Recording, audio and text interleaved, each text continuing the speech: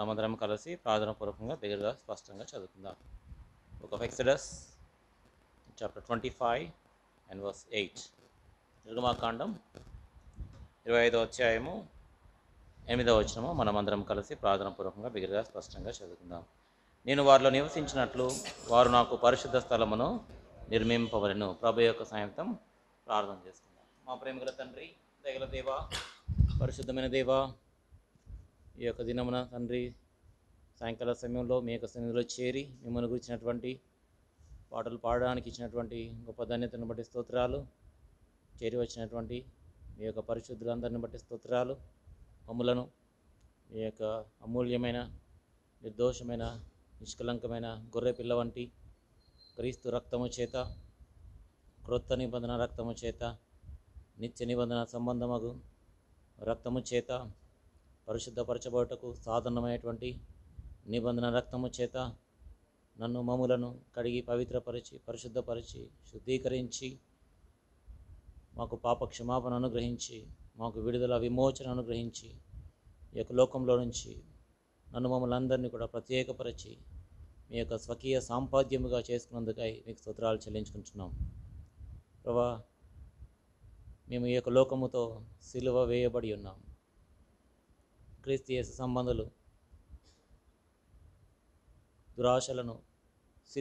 దురాశలను శరీరమును మరి సిలువకు వేసి ఉన్నారని సెలవిచ్చినట్లుగా ప్రభా, మేము అటువంటి స్థాయిలోనికి వచ్చినట్లుగా సహాయం అనుగ్రహించండి. మా తండ్రి, చేరి వచ్చినటువంటి బిడ్డలను బట్టి స్తోత్రాలు. మీ యొక్క గ్రంథంలో ఉన్నటువంటి మర్మములను ప్రభు మేమందరం కూడా గ్రహించినట్లుగా మా యొక్క మనోనేత్రములను తెరవజేయమని ప్రార్థన చేస్తున్నాం. ప్రభా, ఇంకా ఎవరైతే రావాల్సిందో మీరే త్వరపెట్టి తోడుకుని రమ్మని మీకు మొరపెడుతున్నాం. అయోగ్యున్న పాత్ర నన్ను మీ సిలువ చాటు మరుగుపరచండి. మీ రక్తం చేత కడిగి పవిత్రపరిచి పరిశుద్ధమైన పాత్రగా మీరే వాడుకునండి. ప్రభు, మీ పిల్లలకు అవసరమైనటువంటి మాటలను నా యొక్క నోట ఉంచి మీరే పలికించమని మీకు మొరపెడుతున్నాం. ప్రభా, ఎక్కడైతే ఇద్దరు ముగ్గురు మీ యొక్క నామమున కూడి ఉంటారో వారి మధ్యలో ఉంటారని చెప్పారు. ఈ యొక్క సమయంలో అదృశ్యమైనటువంటి దేవుడుగా మీరు మా మధ్యలో ఉన్నందుకే స్తోత్రాలు. పరిశుద్ధాత్మ యొక్క సంచారమును మీరే మా మధ్యలో ఉంచండి. ప్రభా, మేము వాక్యాన్ని వినడం మాత్రమే కాకుండా వాక్య ప్రకారంగా నడుచుకునే బిడ్డలుగా, వాక్యాన్ని గైకొనే బిడ్డలుగా మీరే మమ్మల్ని చేయమని ప్రార్థన చేస్తున్నాం. ఒక గొప్ప ఉద్దేశంతో ఈ యొక్క స్థలంలో మీరు స్థాపించినటువంటి మీ యొక్క సజీవ సంఘం బట్టి స్తోత్రాలు. చుట్టుపక్కల ఉన్నటువంటి వారు ఇది పరలోకపు గవిని గుర్తించడానికి వారి యొక్క మనోనేత్రంలో మీరే తెరవజేయమని మీకు మొరపెడుతున్నాం. ప్రభా, మేము ఆత్మీయంగా ఎదుగు నిమిత్తమై, ప్రభా, విశ్వాసంతో స్థిరపరచబడి నిమిత్తమై మా కొరకు ఈ యొక్క బైబిల్ పట్టణాన్ని ఏర్పాటు చేసినందుకై మీకు స్తోత్రాలు చెల్లించుకుంటున్నాం. ప్రభా, దినదినము క్రీస్తు యొక్క స్వరూపంలోనికి మేము మార్చబడినట్లుగా కృపను అనుగ్రహించండి. క్రీస్తు వలె మేము ఎదుగునట్లుగా కృపను అనుగ్రహించండి.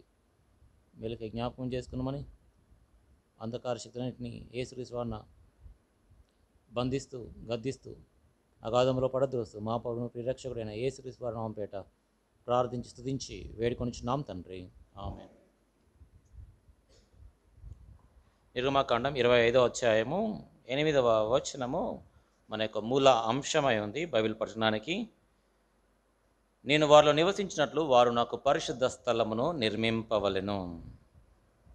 దేవుడు ఇశ్రాయేల్ ప్రజలకు మోషే ద్వారా ఈ యొక్క పరిశుద్ధ స్థలము అనేటువంటి దాన్ని తెలియజేశాడు. ఈ యొక్క పరిశుద్ధ స్థలమును నిర్మించాలని ప్రభువు చెప్పాడు. కారణం ఏంటంటే, దేవుడు తన యొక్క ప్రజల మధ్యలో నివసించాలని కోరుతూ ఉన్నాడు. తన యొక్క ప్రజలతో కూడా సహవాసం చేయాలని కోరుతూ ఉన్నాడు. దేవుడు నరులతో స్నేహము చేయాలని కోరుతూ ఉన్నాడు. వారితో కాపురం ఉండట కొరకై ఆయన ఇష్టపడుతూ ఉన్నాడు. అది దేవుని యొక్క అనాదికాల సంకల్పం, నిత్యమైనటువంటి సంకల్పం. అయితే దేవుడు పరిశుద్ధుడు. ఆయన పవిత్రమైనటువంటి స్థలముల్లోనే నివసించేటువంటి వాడు. అపవిత్ర స్థలముల్లో నివసించలేడు. ఆయన పాపం ఎరుగడు, పాపము లేనటువంటి వాడు. ఆయన పరిశుద్ధుడు, పరిశుద్ధుడు, పరిశుద్ధుడు. కాబట్టి ఆయన్ను సమీపించాలంటే, ఆయనతో సహవాసం చేయాలంటే, ఆయనతో స్నేహం కలిగి ఉండాలంటే తప్పనిసరిగా పవిత్రత కలిగి ఉండాల్సిందే. పవిత్రత లేకుండా దేవుని చూచుట అసాధ్యము. పవిత్రత లేకుండా దేవుణ్ణి సమీపించుట, దేవుని యొక్క సన్నిధిలోనికి ప్రవేశించుట అసాధ్యం. ఇట్లాంటి మందిరాల్లోనికి మరి మనం ప్రవేశించవచ్చేమో కానీ, అయితే జీవం గల దేవుని యొక్క సన్నిధిలోనికి ప్రవేశించాలంటే పవిత్రత తప్పనిసరిగా ఉండాలి. అయితే దేవుణ్ణి ఏ విధంగా చేరుకోవాలో, ఆ దేవుడు ఎంత పవిత్రమైనటువంటి వాడో మరి ప్రజలకు దేవుడు తెలియజేయ నిమిత్తమై ఈ యొక్క పరిశుద్ధ స్థలాన్ని నిర్మించాలని దేవుడు మోషేకు ఆజ్ఞాపించాడు. ఈ యొక్క పరిశుద్ధ స్థలములో కొన్ని భాగాలు ఇదివరకే మనం చూసాము. ప్రాముఖ్యంగా ఇందులో మనము ద్వారము గురించి ఇదివరకే అధ్యయనం చేశాం. ఈ ద్వారము ప్రభువైన యేసుక్రీస్తు అయి ఉన్నాడు. ఈ యొక్క ద్వారానికి కూడా నీల ధూమ్ర రక్త వర్ణముల చేత మరి ఆ యొక్క తెర చేయబడి ఉంటుంది. ఆ నీల ధూమ్ర రక్త వర్ణాలు కూడా ప్రభువైన యేసుక్రీస్తుని గురించి మాట్లాడుతూ ఉన్నాయి. తర్వాత ఆ యొక్క ద్వారము ప్రభువైన యేసుక్రీస్తు అయి ఉన్నాడు. నేనే మార్గమును సత్యమును జీవమునై ఉన్నాను, నా ద్వారాన్ని తప్ప ఎవడును తండ్రి యొద్దకు ప్రవేశించలేడు, చేరలేడని మనము చూడగలం. కాబట్టి జీవం గల దేవుని చేరాలి అంటే, తండ్రి యొద్దకు వెళ్ళాలంటే ప్రభువైన యేసుక్రీస్తు ఒక్కడే ఆయన మార్గమై ఉన్నాడు. ఆయన తప్పించి మరొక మార్గము లేదు. అయితే ప్రజలు లోకంలో చాలామంది అంటూ ఉంటారు, మార్గాలు వేరైనా గమ్యం ఒక్కటే అని చెప్తూ ఉంటారు. మార్గాలు వేరైనా గమ్యము ఏమాత్రం కూడా ఒకటి కాదు. మార్గాలు వేరైతే గమ్యాలు కూడా వేరువేరుగా ఉంటాయి. అయితే మార్గాలు వేరైనా కానీ గమ్యం ఒకటే అని చెప్తూ ఉంటారు, కానీ అది వాస్తవం కానే కాదు. అయితే గమ్యము అల్టిమేట్గా మనకు రెండు గమ్యాలు ఉన్నాయి బైబిల్ ప్రకారము. పరలోకం ఉంది, నరకము ఉంది. కాబట్టి రెండు గమ్యాలు ఉన్నాయి. ఈ యొక్క రెండు గమ్యాలకు ఒకే ఒక గమ్యము, అది పరలోకము. చేరాలంటే ప్రభువైన యేసుక్రీస్తే ఒక్కడే మార్గమై ఉన్నాడు. ఇంకా వేరే మార్గాలు ఉండొచ్చు, ఎన్ని మార్గాలు ఉన్నా కానీ ఆ మార్గంలో ప్రవేశించేటువంటి వాడు వేరొక గమ్యానికి చేరుతాడు. అది అగ్నిగుండం, అది నిత్య నరకాగ్ని అని మనం చెప్పవచ్చు. కాబట్టి లోకములో మరి ప్రజలు ఆ విధంగా మాట్లాడుతూ ఉంటారు, అందులో ఏమాత్రం కూడా వాస్తవము లేదు. అయితే ప్రభువైన యేసుక్రీస్తు ఒక్కడే ఆయన మార్గమై ఉన్నాడు. ఎందుకు ఆయన ఒక్కడే మార్గమై ఉన్నాడో మనం గతంలో దాని గురించి లోతుగా అధ్యయనం చేశాం. ఎందుకంటే ప్రభువైన యేసుక్రీస్తు ఆయన సాక్షాత్తు దేవుడై ఉన్నాడు. ఆయన నరుడు కాదు, ఆయన ఆత్మస్వరూపి. ఆయన దేవుడు ఆత్మ గనుక అని మనం చూస్తాం. తర్వాత ప్రభువే ఆత్మ అని మనం చూస్తాం. దేవుడు ఆత్మస్వరూపి అయి ఉన్నాడు. కాబట్టి ఆయన నరరూపాన్ని దాల్చుకొని వచ్చాడు, శరీరమును దాల్చుకొని వచ్చాడు, పాప శరీరాకారములో వచ్చాడు. ఆయన నీళ్ల ద్వారాను రక్తము ద్వారాను ఈ లోకానికి వచ్చాడు. రక్త మాంసములు గలవాడై ఈ లోకానికి ప్రభువైన యేసుక్రీస్తు వచ్చాడు. ఎందుకొరకు అంటే మరి రక్తము చిందించబడకుండా పాప క్షమాపణ కలగదు. కాబట్టి ఆ రక్తము చిందించడానికి కొరకై పాప క్షమాపణ ప్రజలకు ఇచ్చి నిమిత్తమై, నీతిమంతులుగా చేయి నిమిత్తమై ఆ దేవుడు ప్రేమాస్వరూపి అయి ఉండి శరీర రూపాన్ని దాల్చుకున్నాడు, శరీరధారి అయి వచ్చాడు, రక్త మాంసములు ధరించుకొని ఆయన వచ్చాడు. నీళ్ళ ద్వారాను రక్తము ద్వారాను ఆయన రావలసి వచ్చింది. ఎందుకంటే రక్తము చిందించుట కొరకై ఆయన వచ్చాడు, పాప క్షమాపణ అనుగ్రహించుట కొరకై ఆయన వచ్చాడు. ఆయన గురించి పాత నిబంధనలో సకల ప్రవక్తలు యేసుక్రీస్తు వారి యొక్క రాకడ గురించి ముందుగానే వారు ప్రవచించారు. కాబట్టి ప్రభువైన యేసుక్రీస్తు యొక్క రాకడ అనేటువంటిది ఏదో అకస్మాత్తుగా జరిగినటువంటి సంఘటన కానే కాదు. అది ముందుగానే అనేక మంది వందల కొలది ప్రవక్తలు ప్రవచించారు. మరి గ్రంథాలు ఉన్నాయి, పుస్తకాలు వాళ్ళు రాశారు. అందులో కూడా ప్రభువైన యేసుక్రీస్తు గురించి మనం చూడగలం. ఆయన యొక్క రాకడ గురించి, ఆయన యొక్క శిలువ శ్రమల గురించి, ఆయన రక్తం కారుస్తాడని, తర్వాత ఆయన ప్రజల కొరకై ప్రాణం పెడతాడని, ప్రాణాన్ని దారబోస్తాడని, రక్తం కారుస్తాడని, ఆయన మరణిస్తాడని, సమాధి చేయబడతాడని, తిరిగి లేస్తాడని, తర్వాత సంఘాన్ని స్థాపిస్తాడని, తర్వాత ఆయన తిరిగి వస్తాడని, 1000 ఏళ్ల పరిపాలన ఉంటుందని, నూతన ఆకాశం నూతన భూమి ఉంటుందని పాత నిబంధనలోనే సకల ప్రవక్తలు ఇవన్నిటి గురించి ముందుగానే ప్రవచించారు. కాబట్టి ప్రభువైన యేసుక్రీస్తు యొక్క మరి రాకడ అనేటువంటిది ఏదో అకస్మాత్తుగా యాక్సిడెంటల్గా జరిగినటువంటిది కానే కాదు. కాబట్టి నేటి దినాల్లో చాలామంది ప్రభువైన యేసుక్రీస్తు గురించి ఇటువంటి అభిప్రాయం కలిగినారు. ఆయన ఒక సత్పురుషుడు, ఇతర వ్యక్తుల వలె అతడు కూడా ఒక సత్పురుషుడు అని చెప్తూ ఉంటారు. వాస్తవానికి ఆయన సాక్షాత్తు దేవుడై ఉన్నాడు. నీళ్ల ద్వారం రక్తం ద్వారా వచ్చాడు, శరీరాన్ని దాల్చుకొని ఈ లోకానికి ఆయన వచ్చాడు. తర్వాత రెండవదిగా, నాలో పాపమున్నది మీలో ఎవడు స్థాపించని సవాలు విసిరగలిగాడు. ఎవరు కూడా ఈ భూమి మీద పుట్టినటువంటి వాళ్ళు ఇప్పటి వరకు ఆ విధంగా సవాలు విసిరినటువంటి వారు ఎవ్వరు కూడా లేరు. ఇప్పటి వరకు నేను వినలేదు, ఎవరు కూడా లేరు. పాపము లేనటువంటి వ్యక్తి ఈ లోకములో ఇప్పటి వరకు జన్మించలేదు. ప్రభువైన యేసుక్రీస్తు ఒక్కడే పాపరహితుడిగా ఈ లోకానికి ఆయన వచ్చాడు. తర్వాత ఆయన రాజులకు రాజు అయి ఉన్నాడు. ఈ రాజ్యాన్ని స్థాపించడం కొరకై ఈ లోకానికి వచ్చాడు. పాత నిబంధనలు అనేక మంది ప్రవక్తలు దేవుని యొక్క రాజ్యము గురించి వారు ప్రవచించారు. ఆయన సాక్షాత్తు ఆయన రాజు అయి ఉన్నాడు. ఆయన సంఘము దేవుని యొక్క రాజ్యానికి సాదృశ్యంగా ఉంది. ఈ యొక్క రాజ్యములో ప్రవేశించాలని ఆయన సువార్త ప్రకటించాడు. పరలోక రాజ్యము సమీపించినది గనుక మారు మనసు పొందుడు అని ఆయన సువార్తను సువార్తను ప్రారంభించాడు. తర్వాత మూడవదిగా ఆయన రక్షకుడై ఉన్నాడు. ప్రభువైన యేసుక్రీస్తు ఆయన రక్షకుడు. ఆయన నిజముగా లోకరక్షకుడై ఉన్నాడు. అందరిని రక్షించడం కొరకై, పాపులను రక్షించడం కొరకై క్రీస్తు యేసు లోకమునకు వచ్చిన వాక్యము పూర్ణాంగీకారమునకు యోగ్యమునై ఉన్నదని మనం చూడగలం. కాబట్టి ప్రభువైన యేసుక్రీస్తు పాపులను రక్షించడం కొరకే ఈ లోకానికి వచ్చాడు, రక్షకుడుగా ఈ లోకానికి వచ్చాడు. కాబట్టి ఆయన మూడవదిగా రక్షకుడు. కాబట్టి ఈ యొక్క లోకములో నేటి దినాల్లో చాలామంది దేవతలని పిలువబడుతూ ఉన్నారు, కానీ వాళ్ళు నిజమునకు దేవుళ్ళు కారు.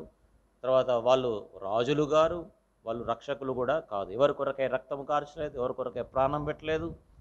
వారి పూర్వత్రాల గురించి కూడా మరి గతంలో ఎవరైనా తెలియజేసినట్టుగా కానీ ఎక్కడ కూడా మనకు కనపడదు. ప్రభువైన యేసుక్రీస్తు ఒక్కని గురించే ఈ బైబిల్ గ్రంథమంతా తెలియజేస్తాం. పాత నిబంధన గ్రంథమంతా కూడా ప్రభువైన యేసుక్రీస్తు గురించి తెలియజేస్తాం. ఆయన దేవుడని, ఆయన రాజు అని, తర్వాత ఆయన రక్షకుడు అని ఎంతో తేటగా మరి మనము చూడగలం. కాబట్టి ఆయన ఒక్కడే ఆయన మార్గమై ఉన్నాడు. ఎందుకంటే సాక్షాత్ ఆయన దేవుడు, నరరూపాన్ని దాల్చుకొని వచ్చినటువంటి వాడు.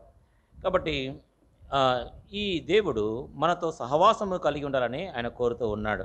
తర్వాత దాంట్లో మనము ఆవరణములో బలిపీఠం గురించి మనం చూస్తూ ఉన్నాం. ఆ యొక్క బలిపీఠము సిలువకు గుర్తుగా ఉంది. ఆ బలి యొక్క అర్పణలు, ఆ బలిపీఠం పైన అర్పించబడేటువంటి అర్పణలన్నీ కూడా ప్రభువైన యేసుక్రీస్తుని గురించి మాట్లాడుతూ ఉన్నాయి. మనము ఈ యొక్క బలిపీఠము గురించి అధ్యయనం చేసే విషయంలో లేవియాకాండము 1వ అధ్యాయంలో ఈ బలిపీఠములో మొట్టమొదటి బలి గురించి, అంటే దహన బలి గురించి మనము గతంలో ప్రారంభించాము. ఇందులో కొన్ని ప్రాముఖ్యమైనటువంటి అంశాలపైన మనము ఫోకస్ చేశాము. ఈ యొక్క దహన బలి అనేటువంటిది పలు సందర్భాల్లో అర్పించబడుతూ ఉంది. ప్రతి దినము సాయంకాలమున అర్పించబడుతుంది. సబ్బాతు దినములో అర్పించబడుతుంది. ప్రతి నెల మొదటి దినమున అర్పించబడుతుంది. తర్వాత మరి పస్కా పండుగ దినమున 14వ తేదీన, మొదటి నెల 14వ తేదీన అది అర్పించబడుతుంది. తర్వాత మొదటి పనలు అంటే వారముల పండుగ, ఆ యొక్క దినాల్లో ఈ యొక్క దహన బలి అర్పించబడుతుంది. శృంగధ్వని దినం, ఫీస్ట్ ఆఫ్ ట్రంపెట్స్ అంటారు, ఆ దినాల్లో, తర్వాత అమావాస్య దినాల్లో ఈ యొక్క దహన బలి అర్పించబడుతుంది. తర్వాత ప్రాయశ్చిత్తార్థ దినము, డే ఆఫ్ అటోన్మెంట్, ఆ దినములో పర్ణశాలల పండుగ, తర్వాత వ్రత దినము, వీటన్నిటి దినాల్లో ఈ యొక్క దహన బలి అనేటువంటిది అర్పించబడుతూ ఉంది. అయితే ఈ యొక్క దహన బలి ఎవరైనా కానీ అర్పించవచ్చు. ఇది స్వేచ్ఛ అర్పణయే ఉన్నది, ఇష్టపూర్తిగా అర్పించవలసినటువంటి వారు. తర్వాత ఈ యొక్క అర్పణ నిర్దోషమైనటువంటిదై ఉండాలి, అందులో పవిత్రత ఉండాలి. నిర్దోషమైనటువంటి మగ కోడె దూడను కానీ, గొర్రె పిల్లను కానీ, పావురపు పిల్లను కానీ, తెల్ల గువ్వను కానీ తీసుకొని రావాలి. తర్వాత ఆ పశువు తలపైన ఎవరైతే ఆ కోడె దూడను కానీ లేకపోతే గొర్రె పిల్లను కానీ తీసుకొని వస్తారో ఆ పశువు తలపైన ఎవరైతే తీసుకొచ్చారో, ఎవరైతే ఈ యొక్క బలి అర్పించాలని కోరుతున్నారో వారు మాత్రమే తమ యొక్క చేతులను ఆ పశువు తలపైన ఉంచాలి. ఆ యొక్క పశువు తలపైన ఉంచడం ద్వారా ఆ యొక్క మనిషి యొక్క, ఆ వ్యక్తి యొక్క పాపములన్నీ ఆ పశువు పైన దొర్లించబడతాయి. ఆ పశువు యొక్క నిర్దోషమంతా కూడా ఈ మనిషినికి, ఈ నరునికి ఆపాదించబడుతుంది, ఆరోపించబడుతూ ఉంది. అయితే ఈ విధంగా చెయ్యి ఉంచడం ద్వారా సంపూర్తిగా ఆ యొక్క మరి పశువుతో తన్ను తాను ఐక్యపరుచుకుంటూ ఉన్నట్లు అది మనకు చూపిస్తూ ఉంది. దాని గురించి మనం గతంలో చూసాము. తర్వాత ఈ యొక్క బలి అర్పణ ద్వారా ప్రాయశ్చిత్తము మనకు కలుగుతుంది. ఈ యొక్క దహన బలి అర్పించడం ద్వారా ప్రాయశ్చిత్తం మనకు కలుగుతుంది. తర్వాత ఆ యొక్క బలి పశువు మన పక్షముగా దేవునికి అది అంగీకరించబడుతుంది. ఎందుకంటే అది నిర్దోషమైనటువంటి కోడెదూడ లేక నిర్దోషమైనటువంటి గొర్రె పిల్ల. తర్వాత 5వ వచనంలో మరి ఆ కోడెదూడను వధించిన తర్వాత మన ప్రభువైన యేసుక్రీస్తు వధింపబడినటువంటి దేవుని గొర్రెపిల్లగా తాను చిత్రీకరించబడ్డాడు. ఆ యొక్క గొర్రెపిల్లను గురించి, వధింపబడ్డ గురించి, ప్రభువైన యేసుక్రీస్తు యొక్క శిలువ శ్రమల గురించి మనము గతంలో అధ్యయనం చేశాము. దాని తర్వాత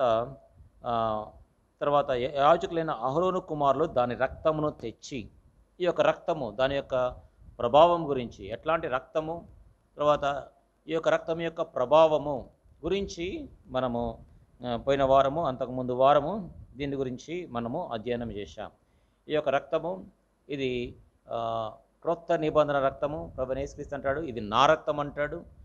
దేవుడు తన స్వరక్తం ఇచ్చి, దేవుని యొక్క స్వరక్తము, ప్రభువు యొక్క స్వరక్తము, ఆయన రక్తాన్ని మన కొరకే ఇచ్చాడు. ఈ రక్తం ఎట్లాంటిదంటే నిత్య నిబంధన సంబంధమైనటువంటి రక్తము. ఈ యొక్క రక్తం ఎట్లాంటిదంటే పరిశుద్ధపరచబడటకు సాధనమైనటువంటి నిబంధన రక్తమై ఉంది.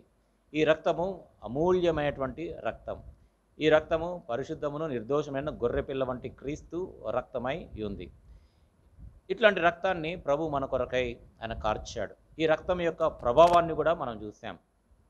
ఈ రక్తము ద్వారా మనము క్రీస్తునకు, దేవునికి సమీపస్తులుగా చేయబడుతూ ఉన్నాం. ఈ యొక్క రక్తము ద్వారా మనము సాతాను పైన విజయము సాధిస్తూ ఉన్నాం. ఈ యొక్క రక్తం ద్వారా దేవునితో మనము సమాధానపరచబడుతూ ఉన్నాం.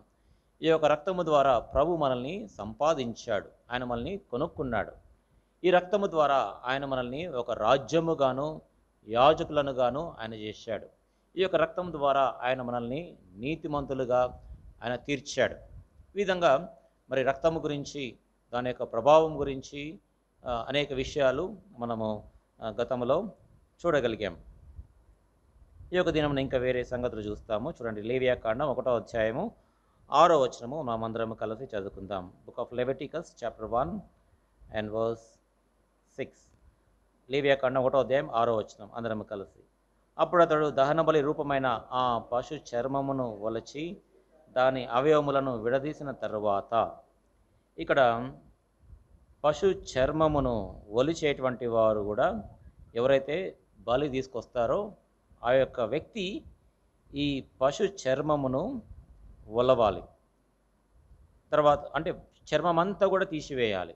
పైన ఉన్నటువంటి స్కిన్, ఆ చర్మమంతా కూడా తీసివేయాలి. దాని తర్వాత దాని అవయవములను విడదీసిన తర్వాత, అవయవములను విడదీయాలి. ఏ అవయములు విడదీయబడతాయి అంటే దీని గురించి 8వ వచనంలో మనం చూస్తాం. అప్పుడు యాజకులైన అహరోను కుమారులు ఆ అవయవములను, తలను, క్రొవ్వును బలిపీఠం మీదనున్న అగ్ని మీద కట్టెలపైన చక్కగా పేర్చవలెను. ఇక్కడ తల మనం చూస్తాం. తలను వేరు చేయాలి. మొట్టమొదటిగా దాని యొక్క చర్మమంతా, పశువు యొక్క చర్మమంతా కూడా తీసివేసేస్తారు, ఒలిచి వేసేస్తారు. అంటే మొట్టమొదటిగా వధిస్తారు.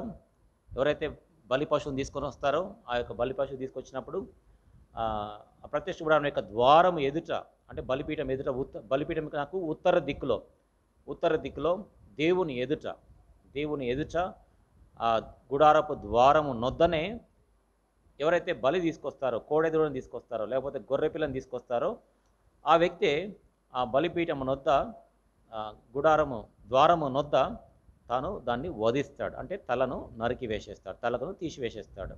తీసివేసినప్పుడు ఆ రక్తమంతా కూడా ఒక పళ్ళెంలో తీసుకుంటారు. ఆ రక్తాన్ని అహరోను కుమారులు తీసుకుంటారు. అయితే అహరోను కుమారులు ఈ బలిని అర్పించరు. ఆ కోడెదూడను కానీ గొర్రె పిల్లను కానీ అహరోను కుమారులు ఎంత మాత్రము వారు వధించరు. వారు ఈ యొక్క అర్పణను తీసుకొని రారు. అయితే బయటి వ్యక్తి, లేకపోతే ఇశ్రాయేల్ ప్రజలు ఎవరో ఒక వ్యక్తి, ఎవరైనా కావచ్చు, వాళ్ళు యాజకులు కావచ్చు, లేకపోతే లేవీలు కావచ్చు, లేకపోతే ఇశ్రాయేల్లో బెన్యామీను గోత్రము కావచ్చు, ఎవరైనా కానీ అర్పణ తీసుకొచ్చేటువంటి వారు ఆ గుడారము నొద్ద, ద్వారము నొద్ద ఈ బలి పశువును వధిస్తారు. వధించి అక్కడే పల్లెములో రక్తమును తీసుకొని ఆ రక్తమును యాజకులకు అప్పగిస్తారు. ఆ యాజకులు ఆ యొక్క రక్తాన్ని తీసుకొని బలిపీఠము మీదను, బలిపీఠము చుట్టూ వారు ఆ యొక్క రక్తాన్ని ప్రోక్షిస్తారు. ప్రాముఖ్యంగా ఆ యొక్క రక్తమును బలిపీఠము చుట్టూ వారు ప్రోక్షిస్తారు. చూడండి, 5వ వచనంలో మధ్యలో రాయబడింది, యాజకులైన అహరోను కుమారులు దాని రక్తమును తెచ్చి ప్రత్యక్ష గుడారము ఉన్న బలిపీఠము చుట్టూ ఆ రక్తమును ప్రోక్షింపవలెను. అంటే అహరోను కుమారులు ఆ రక్తమును తీసుకుని వచ్చి బలిపీఠము చుట్టూ ఆ రక్తమును వారు ప్రోక్షిస్తారు. ఆ యొక్క రక్తం యొక్క ప్రభావం గురించి, ఎట్లాంటి రక్తము ప్రభువైన యేసుక్రీస్తు మన కొరకై కార్చాడో మనము గతంలో అధ్యయనం చేశాము. అయితే ఇవన్నీ కూడా మనం ఎందుకు అధ్యయనం చేస్తూ ఉన్నామంటే ప్రభువైన యేసుక్రీస్తు యొక్క దృశ్యాన్ని మనం చూస్తాం. ఎందుకంటే ఈ పాత నిబంధనలో ఉన్నటువంటి ఈ యొక్క ప్రత్యక్షపు గుడారము ప్రభువైన యేసుక్రీస్తుకు గుర్తుగా ఉంది. అందులో ఉన్నటువంటి భాగాలన్నీ, అందులో ఉన్నటువంటి వస్తువులన్నీ ప్రభువైన యేసుక్రీస్తుని గురించి మాట్లాడుతూ ఉన్నాయి. అయితే ప్రత్యక్షపు గుడారము, అందులో ఉన్నటువంటి వస్తువులన్నీ ఒక ఛాయాచిత్రముగా ఉన్నాయి. ఒక షాడో లాగా, ఒక నీడలాగా ఉన్నాయి. ఒక ఛాయాచిత్రములాగా ఉన్నాయి. అయితే నిజ స్వరూపం అనేటువంటిది ప్రభువైన యేసుక్రీస్తులో ఉన్నది. కాబట్టి ఈ యొక్క ప్రత్యక్ష గుడారం యొక్క అంశమును మనం అధ్యయనం చేసినప్పుడు మనం ప్రభువైన యేసుక్రీస్తు మన కొరకై ఏ విధంగా శ్రమ అనుభవించాడు, ఆయన మన కొరకై ఎంత కష్టం అనుభవించాడు అనేటువంటిది మనము లోతుగా అర్థం చేసుకోవచ్చు. కారణం ఏంటంటే ఇవన్నీ కూడా ఛాయ వలె ఉన్నాయి. నిజ స్వరూపము క్రీస్తు యేసులో ఉన్నది. చూడండి, కొలస్సీ పత్రిక, కొలస్సీలకు 2వ అధ్యాయము 16-17 వచనాల్లో, కాబట్టి అన్నపాన విషయంలోనైనను, పండుగ, అమావాస్య, విశ్రాంతి దినము అను వాటి విషయంలో అయినను మీకు తీర్పు తీర్చనివ్వనికి అవకాశం ఇవ్వకుడి. కారణం ఏంటంటే ఇవి రాబో వాటి ఛాయయే కానీ నిజ స్వరూపము క్రీస్తులో ఉన్నది. కాబట్టి ఈ యొక్క పండుగలు ఉన్నాయి, అమావాస్య, విశ్రాంతి దినము. కాబట్టి ఈ యొక్క పండుగ దినాల్లో, అమావాస్య దినాల్లో, తర్వాత విశ్రాంతి దినము, ఈ యొక్క దినాల్లో ఏమి జరుగుతుంది? ఈ యొక్క బలులు అర్పిస్తూ ఉంటారు. ఆ యొక్క బలులన్నీ కూడా ఛాయాచిత్రముగా ఉన్నాయి. ఇవన్నీ కూడా ఛాయాచిత్రముగా ఉన్నాయి. అయితే నిజ స్వరూపము క్రీస్తులో ఉన్నది. కాబట్టి మనం ఏ బలి గురించి మాట్లాడినా కానీ అందులో మన ప్రభువైన యేసుక్రీస్తు యొక్క నిజ చిత్రపటాన్ని మనము ఎంతో తేటగా చూడగలం. కాబట్టి ఇవన్నీ కూడా ఆ దినాల్లో ఉన్నటువంటి ఇశ్రాయేల్ ప్రజలు ఎవరైతే ఈ బలులు అర్పించారో వారు ఏదో సాంప్రదాయపరముగా, మతపరముగా, యూదా మతపరముగా ఇశ్రాయేలు మతములో వారు ఉన్నారు కాబట్టి, దేవుడు వారికి చెప్పాడు కాబట్టి, మోషే వారికి రాసి పెట్టాడు కాబట్టి వారు తెలియక ఇవన్నీ కూడా అర్పించేటువంటి వారు. అయితే ఇట్లాంటి లోతైనటువంటి సత్యాలు వారికి ఏమాత్రం కూడా తెలియదు.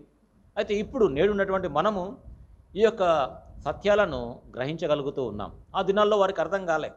ఈ బలులు ఎందుకు అర్పిస్తూ ఉన్నాం, రక్తం ఎందుకు చిందించాలి, ఈ కోడెదూడలు ఎందుకు తీసుకొని రావాలి, ఎందుకు ఈ యొక్క రక్తం తీసుకొని వెళ్ళి అక్కడ బలిపీఠం చుట్టూ ప్రోక్షించాలి, ఎందుకు ఆ యొక్క చర్మాన్ని వలవాలి, ఎందుకు నిర్దోషమైన దాన్ని తీసుకొని రావాలి, ఇవన్నీ కూడా వారికి ఏవి కూడా అర్థం కాలేదు ఆ దినాల్లో. అయితే ఇప్పుడు మన క్రొత్త నిబంధనలు ఉన్నటువంటి మనకు ఇవన్నీ కూడా అర్థమవుతూ ఉన్నాయి. కారణం ఏంటంటే మరి వాక్యం చెప్తా ఉంది, పాత నిబంధనలు ఉన్నటువంటి ఆ యొక్క బలులన్నీ కూడా ఒక ఛాయాచిత్రముగా ఉన్నాయి. నిజ స్వరూపము క్రీస్తు యేసులో ఉన్నది. కాబట్టి ఈ యొక్క ప్రత్యక్ష గుడారంలో వారు ఆ దినాల్లో అర్థం చేసుకోలేదు, కానీ అయితే మనము వీటిని అధ్యయనం చేస్తూ వీటిని క్రీస్తు యొక్క దృక్పథములో మనము అర్థం చేసుకుంటా ఉన్నాం. ఇక్కడ లేవియాకాండం 1వ అధ్యాయము 6వ వచనంలో, అప్పుడు అతడు దహన బలి రూపమైన ఆ పశు చర్మమును వలిచి, ఎవరైతే బలి తీసుకొస్తారో, ఎవరైతే ఆ పశువును ద్వారం యొద్ద వధిస్తారో వారు ఆ పశువు యొక్క తలను వధించిన తరువాత ఆ రక్తాన్ని పళ్ళెములో పట్టి అహరోను కుమారులకు వారు అందజేస్తారు. అహరోను కుమారులు ఆ రక్తాన్ని తీసుకుని వెళ్ళి బలిపీఠము చుట్టూ వారు ప్రోక్షిస్తారు. తర్వాత ఆ తలను వధించిన తర్వాత పశువుకు ఉన్నటువంటి ఆ చర్మము, ఆ యొక్క స్కిన్ అంతా కూడా తీసివేయడానికి చాలా సులువు అవుతుంది. ఆ విధంగా మరి పశువుల్ని కట్ చేసేటువంటి వారు, ఈ యొక్క బుచర్స్ వాళ్ళు సాధారణంగా తలను మొట్టమొదట తీసేస్తారు. కత్తిరించిన తర్వాత దానికి ఉన్నటువంటి చర్మం అంతా కూడా చాలా సులువుగా తీసివేయవచ్చు. ఆ విధంగా ఆ చర్మం అంతా కూడా తీసివేసేటువంటి వారు. అయితే ఈ దహన బలిలో చర్మాన్ని వారు సంపూర్తిగా బలిపీఠం పైన అర్పించరు. చర్మాన్ని అర్పించేవారు కాదు. ఇది దహన బలి అంటే మరి సంపూర్తిగా అర్పించేటువంటి బలి అయినా కానీ ఇందులో చర్మాన్ని మాత్రం, పశువు యొక్క చర్మాన్ని ఒలిచి ఆ చర్మాన్ని మాత్రము వారు ఎంత మాత్రము అర్పించేవారు కాదు. ఆ చర్మాన్ని మాత్రము ఎవరైతే ఆ పశువు యొక్క రక్తాన్ని తీసుకొని, అహరోను కుమారులో ఒకరు తీసుకొని ఆ రక్తాన్ని ఆ బలిపీఠం చుట్టూ ప్రోక్షిస్తారో, ఎవరైతే ఫలాని వ్యక్తి పక్షముగా ఏ అహరోను కుమారుడైతే అర్పిస్తారో ఆ వ్యక్తికి ఆ పశువు చర్మము ఇచ్చేస్తారు. ఆ పశువు చర్మము అతనిది అవుతుంది. చూడండి, లేవియాకాండము 7వ అధ్యాయంలో దానిని మనం చూడగలం. చూడండి, లేవియాకాండము 7వ అధ్యాయం, లేవియాకాండం 7వ అధ్యాయము, ఇందులో 8వ వచనం చూడండి. లేవియాకాండం 7వ అధ్యాయము 8వ వచనం. ఒకడు తెచ్చిన దహన బలిని ఏ యాజకుడు అర్పించినో ఆ యాజకుడు అర్పించిన దహన బలి పశువు చర్మము అతనిది, అది అతని దగును. కాబట్టి చర్మాన్ని వారు అర్పించేవారు కాదు. కాబట్టి ఎవరైతే ఈ యాజకుడైతే ఆ బలి పశువును, దహన బలి పశువును అర్పిస్తాడో ఆ యాజకునికి ఆ చర్మము చెంది ఉంటుంది.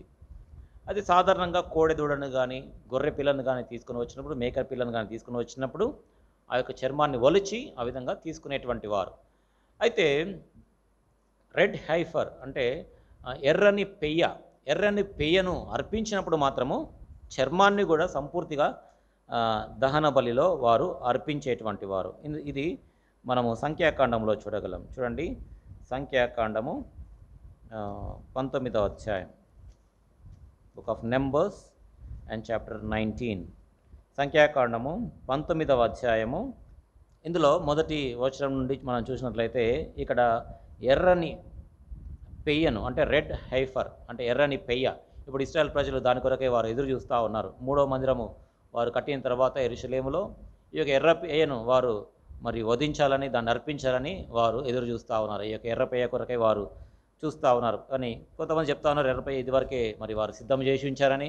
కొన్ని వార్తలు అయితే వినబడతా ఉన్నాయి. అయితే ఎర్ర పెయ్యను వారు వధించినప్పుడు మాత్రము ఆ పశువు యొక్క చర్మాన్ని సంపూర్తిగా దహన బలి అర్పించేటువంటి వారు. చూడండి, సంఖ్యాకాండం 19వ అధ్యాయము 5వ వచనము.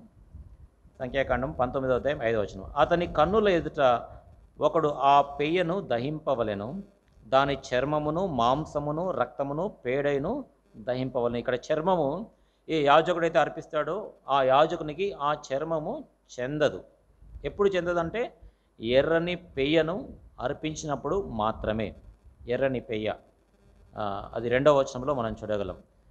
యెహోవా ఆజ్ఞాపించిన ధర్మశాస్త్ర విధి ఏదనగా ఇశ్రాయేలీయులు కలంకము లేనిదియు మచ్చలేనిదియు ఎప్పుడునూ కాడి మోయనిదినైన ఎర్రని పెయ్యను నీ యొద్దకు తీసుకొని రావాలని వారితో చెప్పుము. ఎర్రని పెయ్య, రెడ్ హైఫర్, దీన్ని అర్పించినప్పుడు మాత్రము మొత్తం సంపూర్తిగా ఆ పెయ్య యావత్తును దహన బలిగా వారు అర్పించేటువంటి వారు. అయితే మామూలుగా కోడెదూడని కానీ లేకపోతే మరి మేక పిల్లని కానీ గొర్రె పిల్లని కానీ తీసుకొని వచ్చినప్పుడు ఈ యొక్క చర్మాన్ని వారు ఒలిచేటువంటి వారు. ఈ విధంగా చర్మాన్ని ఒలుచుట అనేటువంటిది ప్రభువైన యేసుక్రీస్తు యొక్క చాలా సివియర్ పెయిన్, ఆయన ఎంత శ్రమ గుండా వెళ్ళాడో ఇది మనకు జ్ఞాపకం చేయబడుతుంది. మనం గతంలో ప్రభువైన యేసుక్రీస్తు యొక్క శిలువ శ్రమల గురించి మనము అధ్యయనం చేశాము. మొట్టమొదటిగా ప్రభువైన యేసుక్రీస్తు ఆయన ఈడ్వబడ్డాడు. He was dragged. చూడండి, మరొకసారి చూసుకుంటే మంచిది అనుకుంటాను. ప్రభువైన యేసుక్రీస్తు ఈడ్వబడ్డాడు. లూకాసు వార్తలో అనుకుంటాను. లూకాసు వార్త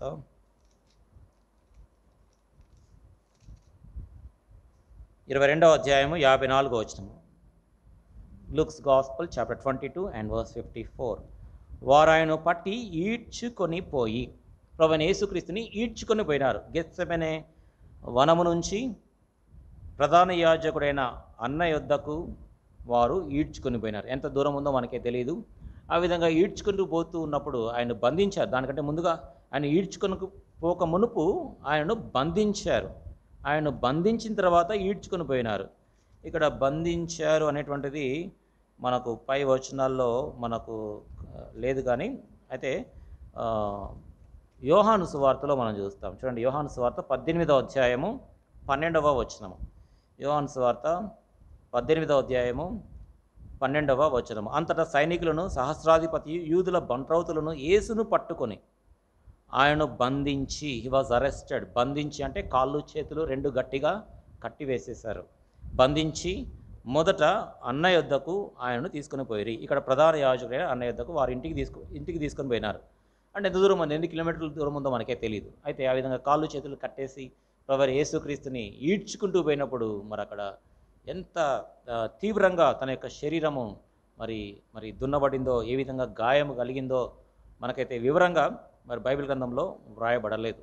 తర్వాత ప్రభువైన యేసుక్రీస్తు యొక్క శరీరము ఆయన కొరడాలతో తన యొక్క శరీరము దున్నబడింది, కొరడాలతో కొట్టబడింది. ఇటీవల కాలంలో ఆ కొరడా గురించి నేను చూస్తూ ఉన్నప్పుడు ఆ కొరడాకు రోమా సైనికులు వాడేటువంటి ఆ యొక్క కొరడా, ఆ ప్రతి ఒక్క కొరడాకు దాదాపు 8 నుంచి 9 వరకు తాళ్ళు ఉంటాయంట. ఆ తాళ్లకు వారు ఈ గాజు పెంకులు కానీ లేకపోతే ఒక మెటల్స్ ఇనుప రేకులు కానీ చీరలు కానీ అట్లాంటివి ఒక ఒక కొరడాకే 4-5 చారల్లాగా తాళ్ళలాగా ఉంటాయంట. వాటికి ప్రతిదానికి కూడా ఈ గాజు పెంకులు, ఈ ఇనుప మేకులు ఇవన్నీ కూడా వాటికి పెట్టి ఉంటాయంట.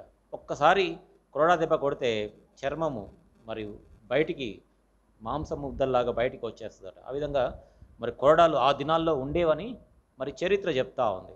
ఆ విధంగా ఒకటి తక్కువ 40 కొరడా దెబ్బలు ప్రభువైన యేసుక్రీస్తు ఆయన తిన్నాడు. మరి చరిత్ర ఏం చెప్తుందంటే మరి ప్రభువైన యేసుక్రీస్తు యొక్క శరీరము ఆ యొక్క వీపు సంపూర్తిగా దున్నబడింది, తర్వాత ఎముకలు కూడా బయటికి కనపడ్డాయని మరి చరిత్ర చెప్తా ఉంది. కాబట్టి ఆ విధంగా ప్రభువైన యేసుక్రీస్తు యొక్క శరీరము సంపూర్తిగా మరి గాయపరచబడింది. తర్వాత యెషయా గ్రంథంలో యెషయా ప్రవక్త అంటాడు, వారు నా చెంపల మీది వెంట్రుకలను కూడా పెరికి వేశారంటారు. చూడండి యెషయా గ్రంథం 50వ అధ్యాయం, యెషయా గ్రంథం 50వ అధ్యాయము 6వ వచనము. Book of Isaiah chapter 50 and verse 6. కొట్టువారికి నా వీపును అప్పగించి తిని, వెంట్రుకలు పెరికివేయు వారికి నా చెంపలను అప్పగించి తిని. ప్రభువైన యేసుక్రీస్తు ఆ దినాల్లో యూదులు సాధారణంగా వారు గడ్డం పెంచుకుంటారు, వారు వెంట్రుకలు తీయరు. ఆ విధంగా మరి ప్రభువైన యేసుక్రీస్తుకి వెంట్రుకలు గడ్డము ఉంటుంది. ఎందుకంటే ఇక్కడ రాయబడింది, వెంట్రుకలు పెరికివేయు వారికి నా చెంపలను అప్పగించి తిని. కాబట్టి యూదులు సాధారణంగా వారు గడ్డం పెంచుకుంటారు. ఆ వెంట్రుకలు కూడా వారు చెంపల పైన ఉన్నటువంటి వెంట్రుకలను వారు పెరికివేశారు. ఆ విధంగా పీకినప్పుడు మరి చర్మము కూడా బయటికి వచ్చేసి ఉండొచ్చు. అందుకనే యెషయా ప్రవక్త 52వ అధ్యాయంలో 52వ అధ్యాయంలో 14వ వచనంలో అంటాడు, నిన్ను చూచి ఏ మనిషి రూపము కంటే అతని ముఖమును నరరూపము కంటే అతని రూపమును చాలా వికారమని చాలామంది ఏలాగూ విస్మయం పొందిరో. కాబట్టి 53వ అధ్యాయం 2వ వచనంలో ఆయనకు స్వరూపము లేదు, సొగసైన్యం లేదు, అతని యందు స్వరూపము లేదు అని మనము చూడగలం. కాబట్టి ప్రభువైన యేసుక్రీస్తు యొక్క శరీరము మరి సంపూర్తిగా అది మరి దున్నబడినట్లుగా గాయపరచబడినట్లుగా మనము చూడగలం. అంటే ఇక్కడ పశువు యొక్క శరీరము సంపూర్తిగా ఒలిచివేయబడుతుంది.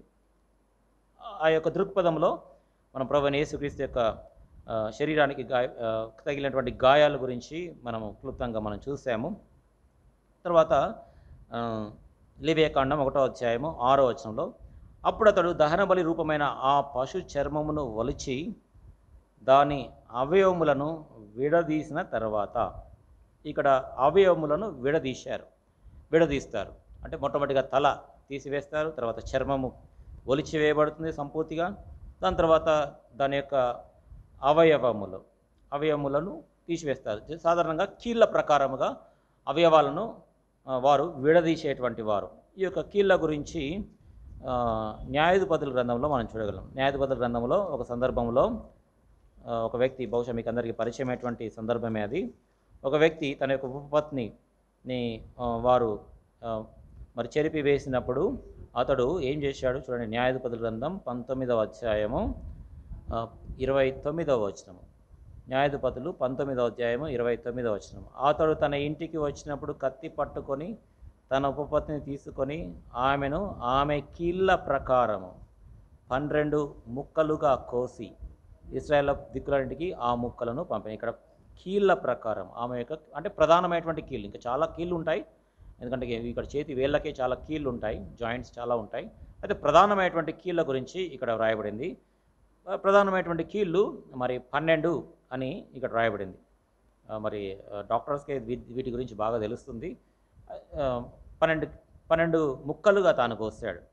ఇక్కడ కూడా ఏ దహన బలి అర్పించబడుతుందో ఆ యొక్క బలి పశువును కూడా మరి కీళ్ళ ప్రకారముగా వాటిని విడదీసేటువంటి వారు. ఆ విధంగా విడదీసి వాటన్నిటిని బలిపీఠం పైన పెట్టేటువంటి వారు. అయితే ప్రాముఖ్యంగా లేవియాకాండం 1వ అధ్యాయము 9వ వచనంలో దాని ఆంత్రములను కాళ్ళను నీళ్ళతో కడగవలెను. అంటే ఇన్వర్ట్ పార్ట్స్ మేబీ పేగులు కావచ్చు, మిగతా అవయవాలు, అంతరంగంలో ఉన్నటువంటి లోపల ఉన్నటువంటి అవయవాలను, మరి తర్వాత కాళ్ళను నీళ్ళతో కడిగేటువంటి వారు. తర్వాత 8వ వచనంలో అప్పుడు యాజకులైన అహరోను కుమారులు ఆ అవయవములను, తలను, క్రొవ్వును బలిపీఠం మీద అగ్ని మీది కట్టెలపైన చక్కగా పేర్చవలెను. కాబట్టి బలిపీఠం పైన కట్టెలు చక్కగా పేర్చేటువంటి వారు, ఆ యొక్క కట్టెలపైన అగ్ని ఉంచేటువంటి వారు. అయితే సాధారణంగా ఆ యొక్క అగ్ని అది నిత్యము మండుచుండేటువంటిది. ఎప్పుడు కూడా మండుచుండాలని దేవుడు ఇశ్రాయేల్ ప్రజలకు ఆజ్ఞాపించాడు. చూడండి, ఉదాహరణకి లేవియాకాండం 6వ అధ్యాయము 13వ వచనము. లేవియాకాండం 6వ అధ్యాయము 13వ వచనము. బలిపీఠం మీద అగ్ని నిత్యము మండుచుండవలెను, అది ఆరిపోకూడదు. బలిపీఠం మీద అగ్ని నిత్యము మండుచుండవలెను. అగ్ని, ఆ ఫైర్ అనేటువంటిది ఎప్పుడు కూడా మండుచునే ఉండాలి నిత్యము, అది ఏమాత్రం కూడా ఆరిపోకూడదు. ఈ యొక్క అగ్ని పరిశుద్ధాత్మకు సాదృశ్యంగా ఉన్నాడు. కాబట్టి మనము కూడా మన యొక్క జీవితంలో, మన యొక్క హృదయాల్లో ఎల్లప్పుడూ కూడా పరిశుద్ధాత్మను మనము కలిగి ఉండాలి. మన అంతరంగంలో పరిశుద్ధాత్మ దేవుడు నివాసము చేస్తూ ఉంటాడు. ఎప్పుడైతే మనం రక్షణ పొందామో, మారు మనసు పొందామో, ఆ యొక్క క్షణమున్నే పరిశుద్ధాత్మ దేవుడు మన యొక్క హృదయాంతరంగంలోనికి వచ్చి ఆయన నివాసము చేస్తూ ఉంటాడు. కాబట్టి పరిశుద్ధాత్మను మనం కలిగి ఉండాలి. ఈ యొక్క అగ్ని అనేటువంటిది పరిశుద్ధాత్మకు సాదృశ్యంగా తాను ఉన్నాడు. అయితే ఈ బలిపీఠం పైన మొట్టమొదటిగా తల మనకు కనబడుతుంది, తర్వాత క్రొవ్వు, తర్వాత ఆంత్రములు, తర్వాత కాళ్ళు, ఇవి ప్రాముఖ్యంగా మనకు కనబడుతున్నాయి. ఇవన్నీ కూడా బలిపీఠం పైన, ఆ కట్టెల పైన, ఆ అగ్ని పైన వీటిని చక్కగా పేర్చేటువంటి వారు. ఇక్కడ ఈ యొక్క మరి తల గురించి, తర్వాత క్రొవ్వు గురించి, ఆంధ్రముల గురించి, కాళ్ళ గురించి, వాటికి కూడా మరి ఆత్మీయ అర్థాలు ఉన్నాయి. ఈ యొక్క తల అనేటువంటిది సాధారణంగా ఈ తలతో మనము ఆలోచన చేస్తూ ఉంటాం, ఎన్నో ఆలోచనలు చేస్తూ ఉంటాం. ఇవన్నీ కూడా మరి ప్రభునకు మనం అప్పగించేటువంటి వారముగా ఉండాలి. మన యొక్క ఆలోచనలు, మన యొక్క తలంపులు అన్నీ కూడా ప్రభునకు మనము అప్పగించేటువంటి వారముగా ఉండాలి. నీ స్వబుద్ధిని ఆధారము చేసుకొనక అని మనం చూస్తాం మనం సామెతల గ్రంథంలో. కాబట్టి మన యొక్క తలంపులన్నీ కూడా ప్రభునకి మనం అర్పించాలి. ఇది దహన బలి మనకేం చూపిస్తుందంటే, సాధారణంగా దేవునికి మనల్ని మనము సంపూర్తిగా అప్పగించుకుంట గురించి మాట్లాడుతూ ఉంది. సంపూర్తిగా అవర్ కంప్లీట్ బీయింగ్, మన ఆత్మ, ప్రాణ, దేహములు దేవునికి మరి సజీవ యాగంగా అర్పించాలి. రోమపత్రిక 12వ అధ్యాయంలో దీని గురించి, ఈ దహన బలిని యొక్క దృక్పథంలోనే అపోస్తలుడైన పౌలు రోమా సంఘానికి ఈ యొక్క మాట తాను రాశాడు. చూడండి, రోమీయులకు 12వ అధ్యాయము 1వ వచనము. రోమీయులకు 12వ అధ్యాయము 1వ వచనము. కాబట్టి సహోదరులారా, పరిశుద్ధమును దేవునికి అనుకూలమునైన సజీవ యాగముగా మీ శరీరములను ఆయనకు సమర్పించుకోండి, దేవుని వాత్సల్యమును బట్టి మిమ్మను బతిమాలుకొనుచున్నాను. ఇట్టి సేవ మీకు యుక్తమైనది. కాబట్టి సజీవ యాగముగా మీ శరీరములను ఆయనకు సమర్పించుకోండి, ఇది సేవ. కాబట్టి దేవునికి సంపూర్తిగా మనల్ని మనము అప్పగించుకోవడం అంటే మన యొక్క తలంపులన్నీ కూడా మరి దేవుని యొక్క చిత్తానికి అప్పగించుకోవాలి. కాబట్టి ఈ యొక్క తల సాధారణంగా మరి మన యొక్క తలంపుల గురించి ఇది మాట్లాడుతూ ఉంది. కాబట్టి అవన్నీ మన యొక్క తలంపులన్నీ కూడా, అంటే మన యొక్క ధ్యానం అనేటువంటిది దేవుని యొక్క వాక్యం గురించి, దేవుని గురించి మనము ధ్యానించే వారముగా ఉండాలి, దేవుని గురించి. అందుకనే అపోస్తలుడైన పౌలు ఫిలిప్పీ సంఘానికి పత్రిక రాస్తూ అంటాడు, మనకు చాలా పరిచయం అయ్యేటువంటిది. ఫిలిప్పీ పత్రిక 4వ అధ్యాయంలో, మెట్టుకు సహోదరులారా, ఏ యోగ్యత అయినను ఏ మెప్పైన ఉన్నయెడల ఏవి సత్యమైనవో, ఏవి మాన్యమైనవో, ఏవి న్యాయమైనవో, ఏవి పవిత్రమైనవో, ఏవి రమ్యమైనవో, ఏవి ఖ్యాతి గలవో అట్టి వాటి మీద ధ్యానం ఉంచుకున్నది అంటాడు. కాబట్టి మన యొక్క మెదడులో, మన యొక్క తలంపుల్లో వీటిని మనం ధ్యానించాలి. అంటే దేవుని యొక్క వాక్యాన్ని మనం ధ్యానించాలి సంపూర్తిగా. కాబట్టి మన యొక్క తల అనేటువంటిది, మన యొక్క ఆలోచన అనేటువంటివి సంపూర్తిగా దేవునికి మనము డెడికేట్ చేసుకోవాలి, ప్రతిష్ఠించుకోవాలి. ఇక్కడ తలను కూడా బలిపీఠం పైన పెడతా ఉన్నారు, అంటే దేవునికి అర్పిస్తూ ఉన్నారు. కాబట్టి మన యొక్క తలంపులు, మన యొక్క ఆలోచనలు అన్నీ కూడా దేవుని కొరకై ఉండాలి. అందుకని అపొస్తలుడైన పౌలు చాలా చక్కగా రాస్తాడు, మెట్టుకు సహోదరులారా, ఏ యోగ్యతను, ఏ మెప్పైన ఉండేట్లా ఏవి సత్యమైనవో, దేవుని యొక్క వాక్యం సత్యమైనది, ఏవి మాన్యమైనవో, దేవుని యొక్క వాక్యము మాన్యమైనది, ఏది న్యాయమైనదో దేవుని యొక్క వాక్యమే న్యాయమైనది, ఏవి పవిత్రమైనవో దేవుని యొక్క వాక్యం పవిత్రమైనది, ఏవి రమ్యమైనవో దేవుని యొక్క వాక్యం రమ్యమైనది, ఏవి ఖ్యాతి గలవో దేవుని యొక్క వాక్యమే ఖ్యాతి కలిగినటువంటిది, ప్రపంచ ప్రఖ్యాతిగాంచినటువంటిది. ఈ బైబిల్ తప్పించి మిగతా ఏది కూడా పుస్తకం కూడా ఇన్ని పుస్తకాలు ముద్రించబడినట్లుగా చరిత్రలో లేవు. బైబిల్ గ్రంథం ఒక్కటే అనేక వేల కొలది, లక్షల కొలది, కోట్ల కొలది పుస్తకాలు ముద్రితమైనాయి. నేటి దినాల్లో చాలా పుస్తకాలు ముద్రించబడుతున్నాయి, కానీ బైబిల్ గ్రంథాన్ని బీట్ చేసినటువంటి పుస్తకం నేటి దినాల్లో కూడా ఇప్పటివరకు ఏది కూడా లేదు, ఉండదు, ఉండబోదు. ఇది ఖ్యాతి కలిగేటువంటి గ్రంథం. కాబట్టి ఈ యొక్క వాక్యాన్ని మనము ధ్యానించాలి మన యొక్క మనసుల్లో. కాబట్టి ఈ యొక్క మెడిటేషన్ కూడా చాలా ప్రాముఖ్యమైనది. చాలామంది మెడిటేషన్, ఈ యొక్క ధ్యానము అని అంటే ఇది హైందవులకు చెందినటువంటిది అని చెప్పేసి అనుకుంటూ ఉంటారు. దీని మీద చాలా బిజినెస్ జరుగుతూ ఉంది ఈ యొక్క ధ్యానం అని చెప్పేసి. దాంట్లో మెంబర్షిప్ తీసుకుంటా ఉన్నారు, డబ్బులు వెచ్చిస్తూ ఉన్నారు. వెస్టర్న్ కంట్రీస్లో ఇది ఒక ఫ్యాషన్ అయిపోయింది ధ్యానము, మెడిటేషన్ అంటే. అది బైబిల్ గ్రంథంలో ఉంది ఈ యొక్క మెడిటేషన్ గురించి. మొట్టమొదటి ఎవరు మెడిటేషన్ చేశారు బైబిల్ గ్రంథంలో తెలుసా? ఎవరు చేశారు? ఎవరి గురించి రాయబడింది ధ్యానించాడని బైబిల్ గ్రంథంలో? వెరీ గుడ్, ఇస్సాకు. చూడండి, ఇస్సాకు గురించి అతడు సాయంకాలంలో దేవుని యొక్క వాక్యాన్ని తాను ధ్యానించబయలు వెళ్ళినని రాయబడింది. చూడండి, ఆది కాండము 24:63 అధ్యాయం, 63వ వచనం. Book of Genesis chapter 24 and verse 63. ఆది కాండము 24వ అధ్యాయము 63వ వచనము. సాయంకాలమున ఇస్సాకు పొలములో ధ్యానింప బయలు వెళ్ళి కన్నులెత్తి చూచినప్పుడు ఒంటెలు వచ్చుచుండెను. చూడండి, అతడు ధ్యానింప బయలు వెళ్ళి అని రాయబడింది. What a wonderful word it is. పురాతన కాలములోనే బైబిల్ గ్రంథములోనే ధ్యానం గురించి రాయబడింది. హి వాజ్ మెడిటేటింగ్. ఏం మెడిటేట్ చేసి ఉండొచ్చు? ఆ దినాల్లో అసలు బైబిలే లేదు కదా. మోషే రాశాడు కదా మొదటి 5 గ్రంథాలను. ఆ దినాల్లో బైబిల్ గ్రంథం లేదు. అయితే దేవుడు అబ్రహాముతో మాట్లాడేవాడు, ప్రత్యక్షమై మాట్లాడేటువంటి వాడు. ఆ మాటలు, ఆ యొక్క వాగ్దానాలు తన కుమారుడైన ఇస్సాకు చెప్పి ఉంటాడు. కాబట్టి ఆ యొక్క వాగ్దానాలపైన దేవుడు ఏమైతే మాట్లాడాడో ఆ యొక్క వాగ్దానాలపైన బహుశా ధ్యానం చేస్తూ ఉన్నాడేమో, మనకే తెలియదు. అయితే ధ్యానం చేస్తూ ఉంటాడు. సాయంకాల వేళలో అతడు ధ్యానింప బయలువెళ్ళి. ఎంత చక్కటి మాట. కాబట్టి మనము క్రైస్తవులముగా ధ్యానించడం అనేటువంటిది చాలా ప్రాముఖ్యమైనది. మనం కూడా ధ్యానించాలి. ధ్యానించడం అంటే బయట ఏదో మంత్రాలు వల్లిస్తూ ఉంటారు, రిపిటేషన్ చేస్తూ ఉంటారు. అది కాదు ధ్యానం. ధ్యానం అంటే దేవుని యొక్క వాక్యాన్ని ధ్యానించాలి, దేవుని యొక్క వాగ్దానాలను మనం ధ్యానించాలి. చూడండి, కీర్తనకారుడు కూడా అంటాడు, మొదటి కీర్తనలోనే ధ్యానం గురించి రాయబడింది. చూడండి, మొదటి కీర్తనల గ్రంథం 1-2వ వచనము. మనకందరికీ చాలా పరిచయమైనటువంటి వచనమే.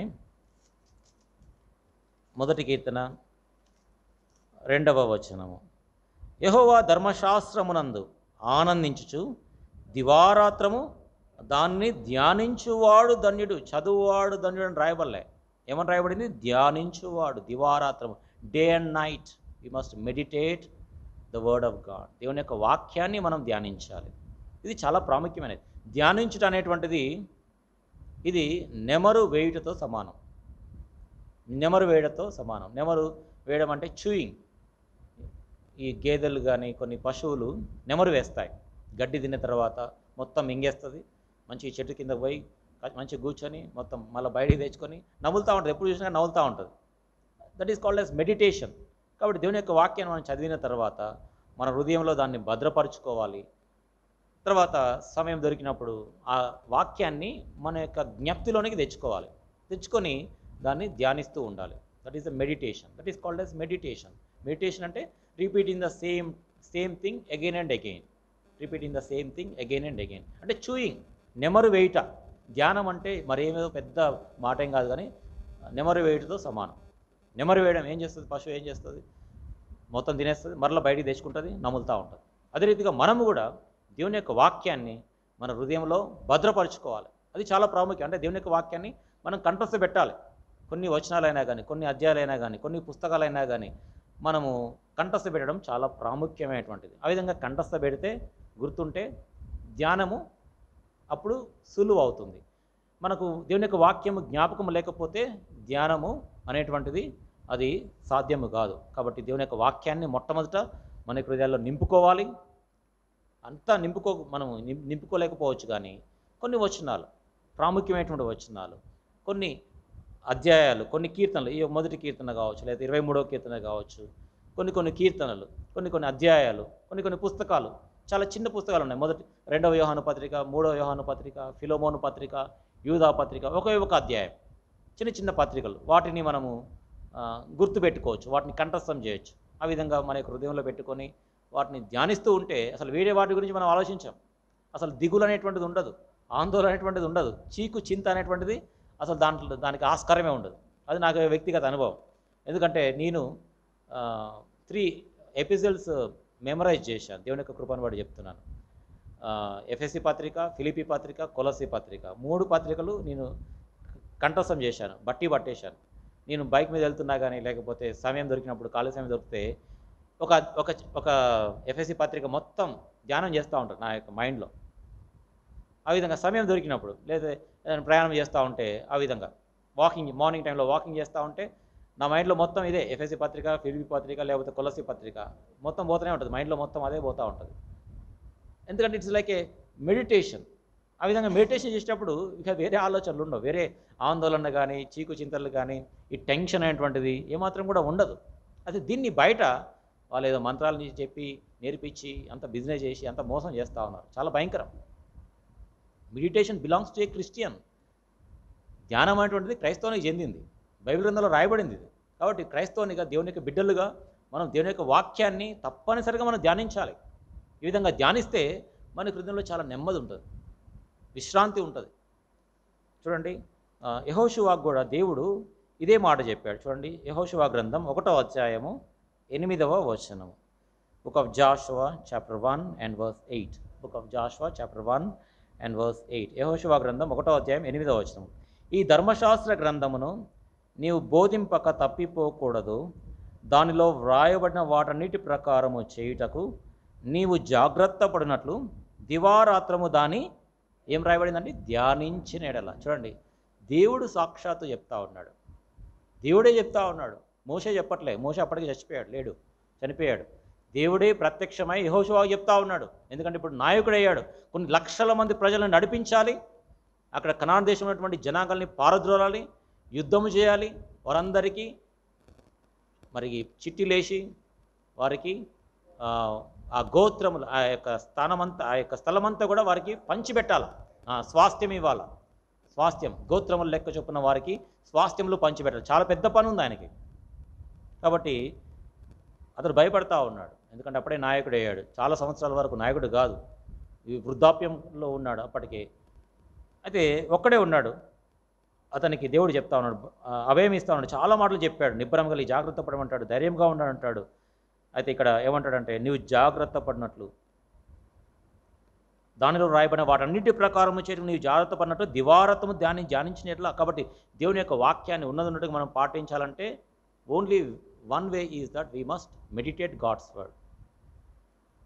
అక్కడ రాయబడింది చూడండి, దానిలో రాయబడిన వాటన్నిటి ప్రకారము చేయుటకు నీవు జాగ్రత్త పడినట్లు దివారత్వము దాన్ని ధ్యానించాలి. కాబట్టి దేవుని యొక్క వాక్యాన్ని ఉన్నట్లుగా మనం పాటించాలంటే ధ్యానించి తీరాల్సిందే. దేవుని యొక్క వాక్యాన్ని ధ్యానించాలి. ధ్యానించకపోతే చాలా కష్టం. ధ్యానించే స్టేజ్కి రావాలంటే మొట్టమొదటి దేవుని యొక్క వాక్యాన్ని కంఠస్థం చేయాలి, దేవుని యొక్క వాక్యాన్ని గుర్తుపెట్టుకోవాలి. అన్నీ గుర్తుపెట్టుకోకపోవచ్చు, కానీ కనీసం దినానికి ఒక్క వచనాన్ని గుర్తుపెట్టుకోగలం, కంఠస్థం చేయొచ్చు. దినానికి 24 గంటలు ఉన్నాయి, 24 గంటల్లో ఒక చిన్న వచనాన్ని మనం కంఠస్థం చేయొచ్చు, చాలా సులువు. ఒక 5-6 ఏళ్ల క్రితం అనుకుంటాను, నేను చూశాను ఒక వీడియోలో, ఎవరో పంపించారు. 5 సంవత్సరాలు చదువుకున్నటువంటి ఒక స్త్రీ, ఒక విశ్వాసరాలు, వేరే సహవాసం చెందినామా, ఆమె సామెతల గ్రంథం అంతా కంఠస్థం చేసింది. చదువుకుంది ఏంటంటే 5 సంవత్సరాలే, 5 సంవత్సరాలు. ఇప్పటికి కూడా యూట్యూబ్లో ఉండొచ్చు ఆ యొక్క వీడియో. నాకు ఎవరో పంపించారు, చూశాను, చాలా ఆశ్చర్యం అనిపించింది. 5 సంవత్సరాలు, 5వ తరగతి చదువుకున్నామా, 5వ తరగతి చదువుకున్నటువంటి ఒక విశ్వాసరాలు ఆమె సామెతల గ్రంథం అంతా కూడా కంఠస్థం చేసింది. ఆమె కంఠస్థం చేసిందంతా కూడా యూట్యూబ్లో అంతా రికార్డ్ అయి పెట్టినారు. చాలా ఆశ్చర్యం అనిపించింది. కేవలం 5వ తరగతి మాత్రం చదువుకుంది. కాబట్టి దీనికి పెద్ద మెమరీ ఉండాల్సిన అవసరం లేదు. దీన్ని జస్ట్ రిపిటేషన్, చదివిన దాన్నే మరలా చదవటం ద్వారా అది ఆటోమేటిక్గా గుర్తుండిపోతుంది. కాబట్టి ధ్యానించేటువంటి స్థాయిలోనికి మనము రావాలి. కాబట్టి we must meditate God's word. కాబట్టి తలను బలిపీఠం పైన పెట్టుట అంటే మన యొక్క ఆలోచనలు అన్నీ కూడా మరి దేవుని యొక్క చిత్తానికి సంపూర్తిగా మనము సమర్పించుకున్నట్టుతో సమానం. కాబట్టి దేవుని యొక్క చిత్తాన్ని మనం జరిగించాలంటే దేవుని యొక్క వాక్యాన్ని మనము ధ్యానించాలి. దేవుని యొక్క వాక్యాన్ని ధ్యానించాలి. కాబట్టి తలను ఆ బలిపీఠం పైన పెట్టుట అంటే మన యొక్క ఆలోచనలన్నీ కూడా ప్రభునకే మనము సమర్పించాలి. దేవుని యొక్క చిత్తానుసారంగానే మన యొక్క ఆలోచనలు ఉండాలి. దేవుని యొక్క వాక్యాన్ని మనము ధ్యానించాలి. కాబట్టి తలను బలిపీఠం పైన పెట్టుట అంటే దాని యొక్క మూల అర్థం. మన ప్రభువైన యేసుక్రీస్తు చక్కటి మాదిరి. మన ప్రభువైన యేసుక్రీస్తు దేవుని యొక్క వాక్యాన్ని సంపూర్తిగా కవర్ టు కవర్ సంపూర్తిగా ఆయన కంఠస్థం చేశాడో ఎట్లా చేశాడో తెలియదు, కానీ దేవుని యొక్క వాక్యాన్ని కోట్ చేశాడు. మత్తయి సువార్త 4వ అధ్యాయంలో సాతానుడు వచ్చి శోధించాడు. శోధించినప్పుడు మూడు పర్యాయములు దేవుని యొక్క వాక్యాన్నే ఆయన కోట్ చేశాడు. దేవుని యొక్క వాక్యాన్నే వాడినాడు. ఎందుకంటే దేవుని యొక్క వాక్యము ఆత్మ ఖడ్గము వంటిది. ఆత్మ ఖడ్గాన్ని సాతాను పైన వాడాడు, విజయము సాధించాడు. కాబట్టి తన యొక్క ఆలోచనలన్నీ కూడా దేవుని సంబంధమైనటువంటి ఆలోచనలు, వాక్య సంబంధమైనటువంటి ఆలోచనలు ప్రభువైన యేసుక్రీస్తు కలిగినాడు. దేవుని యొక్క మనసంతా కూడా దేవుని యొక్క వాక్యము చేత సంపూర్తిగా తాను నింపబడి ఉన్నాడు. మన ప్రభువైన యేసుక్రీస్తు మనకు మాదిరి. కాబట్టి మనము కూడా మన యొక్క ఆలోచనలన్నీ కూడా దేవుని యొక్క వాక్యముతో మనం నింపుకోవాలి. దేవుని యొక్క వాక్యాన్ని మనము ధ్యానించాలి. We must meditate God's word. కీర్తనకారుడు కూడా అంటాడు, ఉదయము సాయంకాలం మధ్యాహ్నమున నేను దేవుని యొక్క వాక్యమును ధ్యానించు అంటాడు. చూడండి ఎక్కడ ఉంది అది, అదే తెలిస్తే చెప్పండి. కీర్తనల గ్రంథంలోనే 55వ కీర్తన 55 Psalms 55 and verse 17. కీర్తనలు 55 తీసిన వారు చదవండి ఎవరైనా.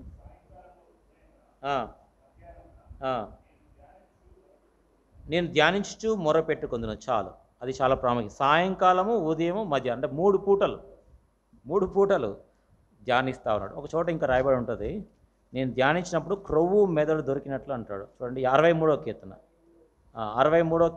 4-5 వచనాలు. 63వ కీర్తన 4-5 వచనాలు. నా మంచం మీద నిన్ను జ్ఞాపకము చేసుకొని రాత్రి జాములయందు నిన్ను ధ్యానించినప్పుడు, చూడండి ఆ మాట గమనించాలా, చదువునప్పుడు కాదు, పడుకున్నప్పుడు రాత్రి జాములయందు, పడక మీద పడుకున్నప్పుడు రాత్రి జాములయందు ధ్యానిస్తూ ఉన్నాడు, దేవుణ్ణి ధ్యానిస్తూ ఉన్నాడంట. ధ్యానించినప్పుడు క్రొవ్వు మెదడు దొరికినట్లుగా నా ప్రాణము తృప్తి. నేటి దినాల్లో క్రైస్తవులు, విశ్వాసులు తమ యొక్క హృదయాల్లో ఎంతో ఆందోళన కలిగి ఉంటున్నారు. చాలా విషాదకరం, చాలా దుఃఖకరం. ఎన్నో సంవత్సరాల ఆత్మీయ అనుభవం ఉందంటారు, కానీ చాలా విచారకరం. ఎంతో ఆందోళన కలిగి ఉంటారు. ఈ యొక్క ఆందోళన పోవాలంటే దేవుని యొక్క వాక్యాన్ని ధ్యానించాలి. దేవుని యొక్క వాక్యాన్ని హృదయంలో నింపుకోవాలి. కనీసం ఒక వచనమైనా కానీ మనం కంఠస్థం చేసినట్లయితే, ఆ యొక్క వచనాన్ని మనం ధ్యానిస్తూ ఉన్నట్లయితే దేవుడు తప్పనిసరిగా సంతృప్తిని, ప్రశాంతతను, నెమ్మదిని మన యొక్క హృదయాల్లో ప్రభు తప్పనిసరిగా మనకు దయచేస్తాడు. కాబట్టి క్రొవ్వు మెదడు నాకు దొరికినట్లుగా నా ప్రాణము తృప్తి పొందుచున్నది అంటాడు. కాబట్టి దేవుని యొక్క వాక్యాన్ని మనము ధ్యానించాలి. కాబట్టి మన యొక్క మనసులో, మన యొక్క హృదయంలో దేవుని యొక్క వాక్యాన్ని మనము ధ్యానించాలి. ఈ వచనం చదువుకొని ప్రార్థన చేసుకుందాం. బుక్ ఆఫ్ లెవిటికస్, లేవియాకాండం 1వ అధ్యాయము 6వ వచనము అందరం కలిసి చదువుకుందాం. 6వ వచనం అందరం కలిసి. అప్పుడు అతడు దహనబలి రూపమైన ఆ పశు చర్మమును ఒలిచి దాని అవయములను విడదీసిన తర్వాత, చాలు, ప్రార్థన చేసుకున్నాం. ఈ యొక్క తల గురించి చూసాం. ప్రవచితమైతే వచ్చే వారము క్రొవ్వు గురించి,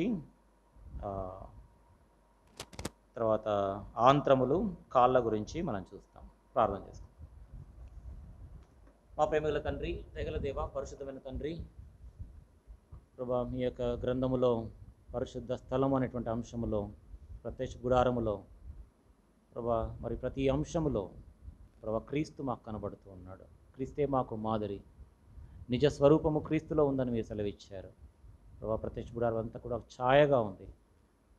ఆ చిత్రపటంలో తండ్రి, మా క్రీస్తుని మేము చూసినప్పుడు మేము ఎంత సమర్పించుకోవాలో, మేము క్రీస్తును పోలి ఏ విధంగా నడుచుకోగలమో ప్రభా మాకు ఎంతో తేటగా చూపిస్తున్నందుకే స్తోత్రాలు. మేము వాక్యాన్ని విని వదిలివేయకుండా వాక్యాన్ని గైకొనే బిడ్డలుగా మమ్మల్ని చేయండి. మీ యొక్క వాక్యాన్ని ధ్యానించే బిడ్డలుగా చేయండి ప్రభా. ఆ తలను బలిపీఠం పైన పెట్టుట అనేటువంటిది ప్రభా, మా యొక్క ఆలోచనలన్నీ కూడా మా క్రీస్తుని గురించి, మా దేవుని గురించి, దేవుని యొక్క వాక్యము గురించి మేము ధ్యానించినట్లుగా, క్రొవ్వు మెదడు నాకు దొరికినట్లుగా మాకు తృప్తిని దయచేస్తామని చెప్పారు. వీటన్నిటిని జాగ్రత్తగా నీవు గైకొన్నట్లు దేవుని యొక్క వాక్యాన్ని ధ్యానించమని యెహోషువకు మీరు సెలవిచ్చారు. అవును తండ్రి, మీ యొక్క వాక్యాన్ని మేము గైకొనాలంటే మీ యొక్క వాక్యాన్ని మేము తప్పనిసరిగా ధ్యానించాలంటే మీ యొక్క వాక్యాన్ని మేము కంఠస్థం చేసి తీరాల్సిందే ప్రభా. కంఠస్థం చేయాలంటే మీ యొక్క వాక్యాన్ని చదివి తీరాల్సిందే, కొంత సమయాన్ని వెచ్చించి తీరాల్సిందే. ఆ విధంగా మాలో ఉన్న ప్రతి ఒక్కరము ఉండునట్లుగా సహాయం అనుగ్రహించండి ప్రభా. మీ యొక్క వాక్యాన్ని మేము ధ్యానించినట్లుగా మా యొక్క ఆలోచనలు, మా యొక్క తలంపులన్నీ మీ యొక్క వాక్యాన్ని అనుసరించి, మీ యొక్క చిత్తమును అనుసరించి ఉండునట్లుగా సహాయం అనుగ్రహించమని ప్రభా. శత్రువు యొక్క తలంపుల నుంచి మమ్మల్ని తప్పించమని, మీరే మాకు విజయమును దయచేయమని, మా యొక్క వెళ్ళుచుండగా మీ యొక్క దీవెనలతో మమ్మల్ని పంపించమని మా ప్రభువును ప్రియరక్షకుడైన యేసుక్రీస్తు వారి నామమున పేరిట ప్రార్థించి స్తుతించి వేడుకొనుచున్నాము తండ్రి. ఆమేన్. మనలో కార్యసాధకమైన తన శక్తి చొప్పున మనం అడుగు వాటన్నింటికంటేను, ఊహించు వాటన్నింటికంటేను అత్యధికముగా చేసి దేవునికి క్రీస్తు యేసు మూలముగా సంఘములో తరతరము సదాకాలము మహిమ కలుగును గాక. ఆమేన్.